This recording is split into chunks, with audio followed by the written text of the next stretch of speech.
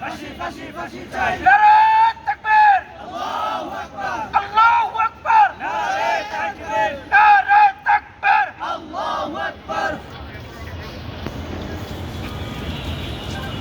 সংগ্রামী উপস্থিতি, আপনারা সকলে জানেন গত 3 দিন আগে নর্থ বিশ্ববিদ্যালয়ে অপূর্ব পাল নামের এক শিক্ষার্থী আমাদের হৃদয়ের স্পন্দন আল কোরআন সারা বিশ্বে কোরআন অবমাননার বিভিন্ন জায়গায় সিনেমিনি খেলতেছে আমরা তা অমুসলিম প্রতিবাদ জানাচ্ছি এবং মধ্যে ঢাকা নর্থ বিশ্ববিদ্যালয় ফাঁসির দাবিতে এবং সাতক্ষীরা এবং ধর্ম শুরু অবমাননার হচ্ছে দুই জায়গাতে একসাথে।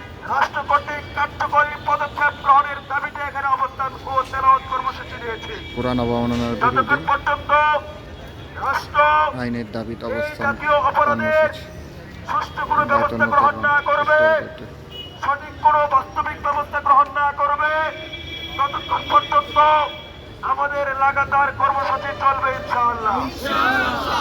আপনারা যারা এই কোরআন অবমাননার ব্যথায় ব্যতীত হয়েছেন, আপনাদের সকলকে আমাদের সাথে একাত্মতা পোষণ করার জন্য আহ্বান জানাচ্ছি এবং এদেশের সকল ইসলামিক রাজনৈতিক দল ও হেফাজত ইসলাম সহ সকলকে এই কোরআন অবমাননার জন্য রাজপথে ব্যাপক আন্দোলন গড়ে তোলার জন্য আহ্বান জানাচ্ছি।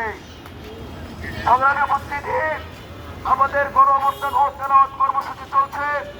এখন পবিত্র কোরআন থেকে সূরা মুলক তেলাওয়াত হবে।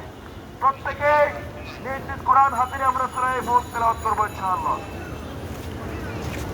কোরআন অবমাননার বিরোধী আইনের দাবিতে অবস্থান কর্মসূচি পাইতন্য করার উত্তর গেটে চলছে এবং নর্থ সাউথ বিশ্ববিদ্যালয়ে ও সাতক্ষীরাতে দুই জায়গাতে গত 2 দিন ধরে কোরআন অবমাননা হয়েছে।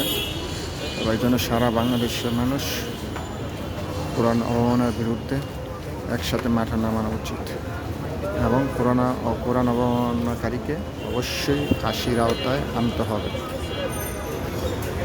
আইনের বিচার প্রতিষ্ঠার দাবিতে অবস্থান সবাইকে সোচ্চার হওয়ার আহ্বান জানাচ্ছি।